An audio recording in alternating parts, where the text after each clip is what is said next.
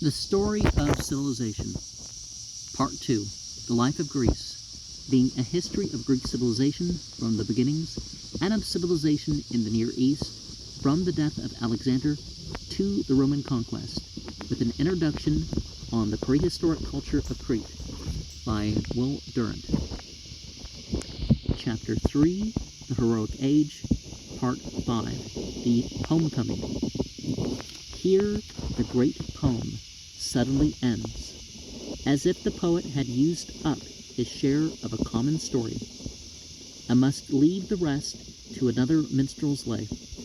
We are told by the latter literature how Paris, standing beside the battle, slew Achilles with an arrow that pierced his vulnerable heel, and how Troy fell at last through the stratagem of the wooden horse. The victors themselves were vanquished by their victory, and returned in weary sadness to their longed-for homes. Many of them were shipwrecked, and some of these, stranded on alien shores, founding Greek colonies in Asia, the Aegean, and Italy. Menelaus, who had vowed that he would kill Helen, fell in love with her anew when the goddess among women came to him in the calm majesty of her loveliness. Gladly he took her back to be his queen again in Sparta. When Agamemnon reached Mycena, he clasped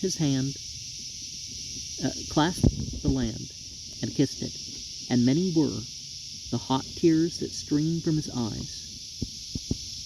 But during his long absence, Clytemnestra had taken his cousin Aegisthus for husband and king.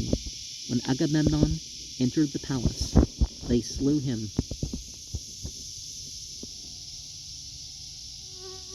So did he, when it says clasped the land and kissed it, did he prostrate and kiss when he prostrated?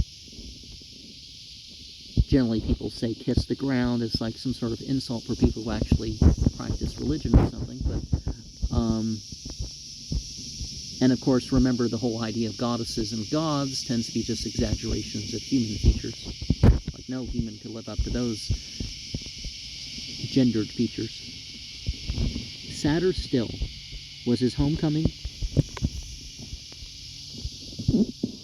the homecoming of Odysseus, and here probably another Homer has told the tale in a poem less powerful and heroic, gentler and pleasanter than the Iliad. Very probably the narrative in this instance has less basis in history than the Iliad. The legend of the long wandering mariner or warrior, whose wife cannot recognize him on his return, is apparently older than the story of Troy, and appears in almost every literature. Odysseus is the Sinuhe, the Sinbad, the Robinson Crusoe, the Enoch Arden of the Greeks. The geography of the poem is a mystery that still exercises leisurely minds. Odysseus, says the Odyssey, is shipwrecked on the island of Ogygia, a fairy tale Tahiti. His goddess queen Calypso holds him as her lover for 8 years, while secretly he pines for his wife Penelope, and his son Telemachus, who pine for him at Ithaca.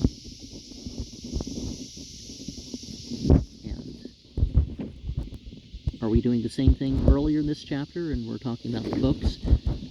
Regarding Book 1, Athena persuades Zeus to bid Calypso to let Odysseus depart.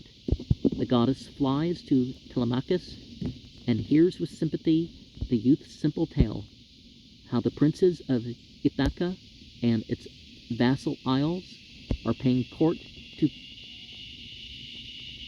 Penelope, seeking through her the throne, and how meanwhile they live joyously at Odysseus's palace and consume his substance. Regarding Book 2, Telemachus bids the suitors disperse, but they laugh at his youth. Secretly he embarks upon the sea in search of his father, while Penelope, mourning now for both husband and son, holds off the suitors by promising to wed one of them when she has completed her web, of which she unweaves at night as much as she has woven by day. Book 3, Telemachus visits Nestor at Pallas. And regarding Book 4, Menelaus at Sparta, but neither can tell him where to find his father. The poet paints an attractive picture of Helen, settled and subdued, but still divinely beautiful. She has long since been forgiven her sins, and remarks that when Troy fell, she had grown tired of the city anyway.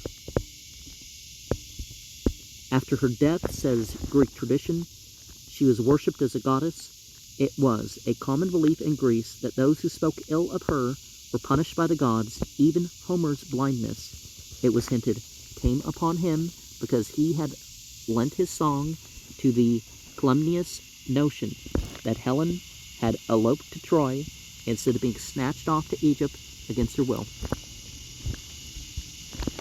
Regarding Book 5, now for the first time, Odysseus enters the tale, sitting on the shore of Calypso's isle.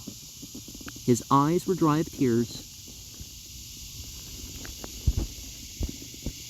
and his sweet life ebbed away as he longed mournfully for his return.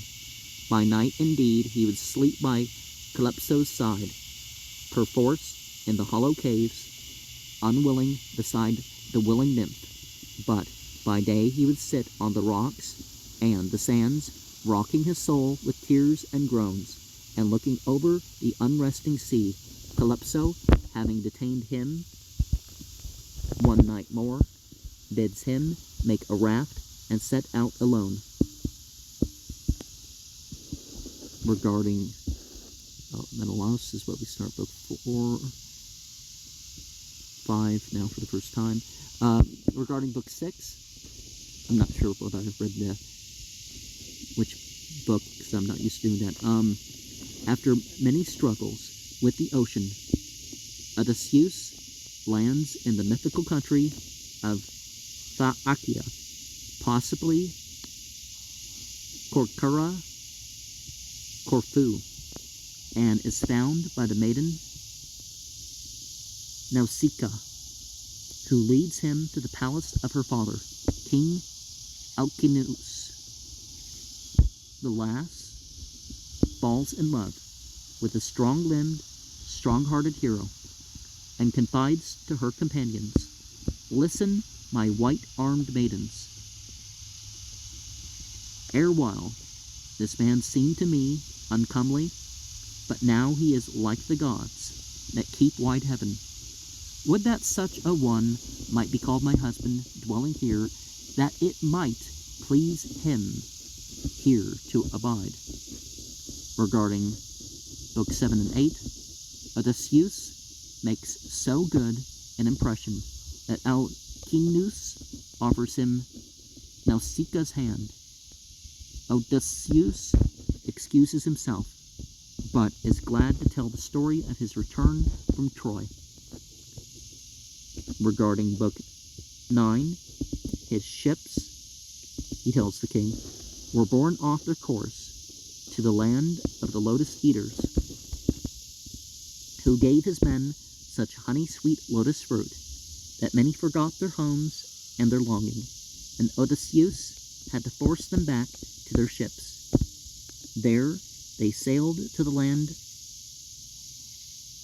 of the Cyclops, one-eyed giants, who lived without law or labor on an island abounding in wild grain and fruit. Caught in a cave by the Cyclop Polyphemus, who ate several of his men, Odysseus saved the remnant by lulling the monster to sleep with wine and then burning out his single eye. Regarding Book 10, the wanderers took again to the sea and came to the land of the Lastrygonians. But these too were cannibals, and only Odysseus' ship escaped them. He and his mates reached the Isle of Anea next, where the lovely and treacherous goddess Kirke,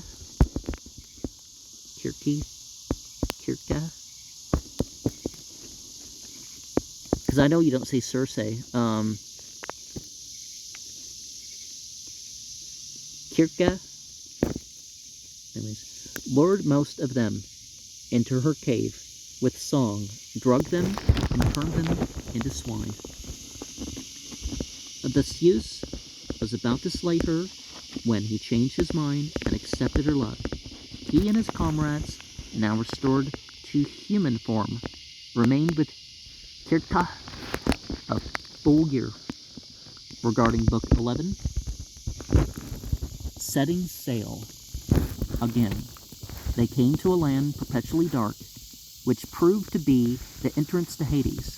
There, Odysseus talked with the shades of Agamemnon, Achilles, and his mother.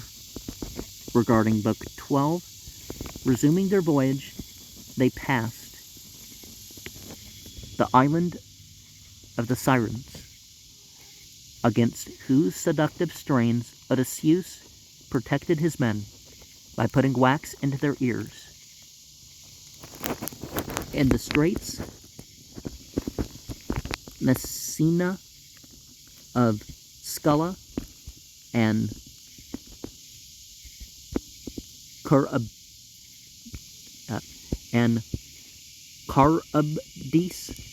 his ship was wrecked, and he alone survived, to live for 8 long years on Calypso's Isle. Regarding Book 13, Alcinous is so moved with sympathy by Odysseus' tale that he bids his men to row Odysseus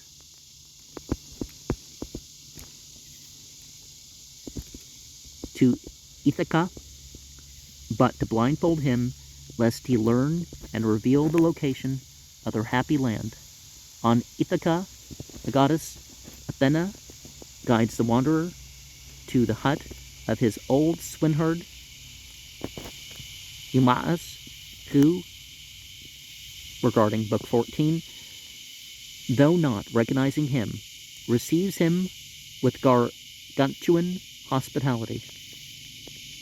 Gargantuan hospitality.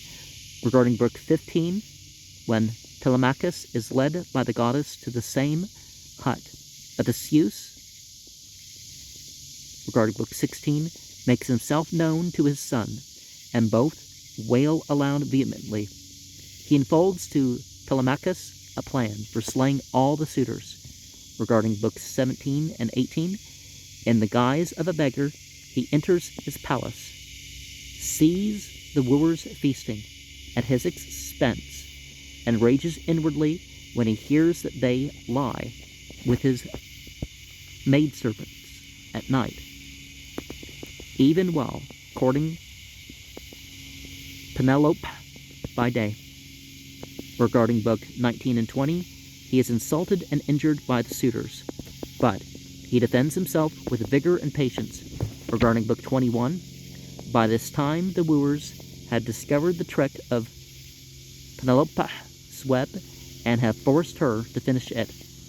She agrees to marry whichever of them can string Odysseus' great bow, which hangs on the wall and shoots an arrow through the opening of 12 axes ranged in line. They all try and all fail. Odysseus asks for a chance and succeeds. Regarding Book 22, then, with a wrath that frightens everyone, he casts off his disguise, turns his arrows upon the suitors, and with the help of Telemachus,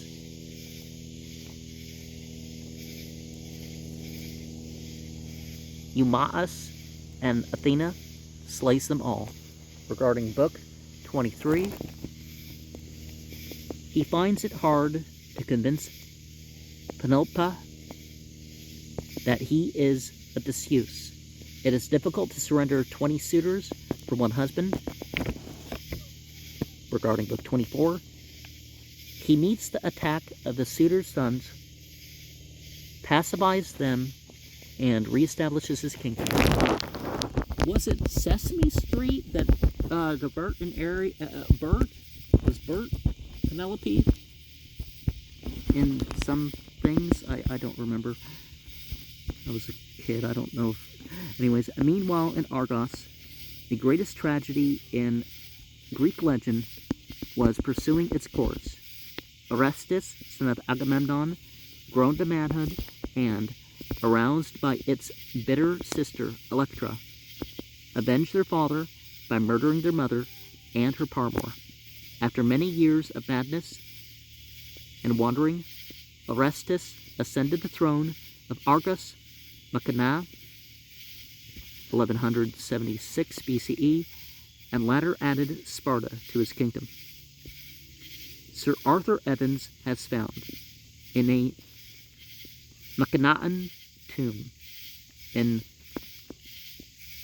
Boeotia engravings representing a young man attacking a sphinx and a youth killing an older man and a woman. He believes that these refer to Oedipus and Orestes,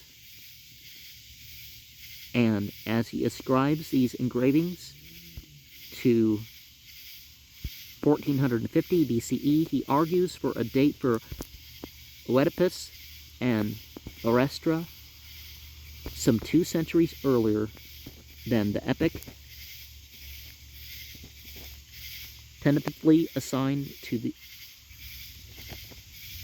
these characters in the text. But from his accession,